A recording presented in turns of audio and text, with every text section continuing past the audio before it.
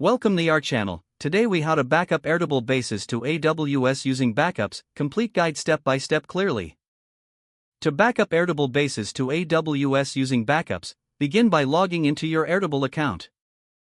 Navigate to the base you want to backup. Click on the expand option on the base dashboard to access the base content. Once inside the base, select the view drop-down menu at the top left corner. Choose the view that displays the records you wish to backup. After selecting the view, click on the Download CSV option from the View menu. Save the downloaded CSV file on your computer. Next, log into your AWS Management Console. Go to the S3 service within the AWS Management Console. Create a new S3 bucket to store your backups. Set a unique name for your bucket and choose an appropriate region. Click on Create Bucket to finalize the setup.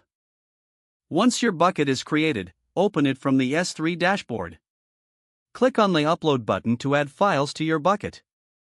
Select the CSV file you downloaded from Airtable. Review the permissions and settings during the upload process. Click on Upload to complete the file transfer to S3. To automate future backups, consider using AWS Lambda. Create a new Lambda function in the AWS Lambda dashboard. Select a runtime environment suitable for your scripting language.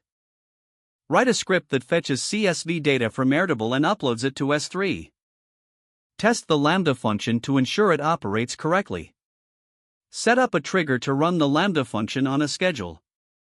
Verify that your backup process is running smoothly by checking the S3 bucket. Regularly review your backup settings and files in S3 for consistency. If the page does not load, refresh the browser or try again in a private or incognito window. Make sure you are using the correct email address, then retype it carefully to avoid small typos. If your password is not accepted, use the reset option and create a new strong password you can remember. Don't forget to like this video and subscribe to our channel for more step-by-step tech guides.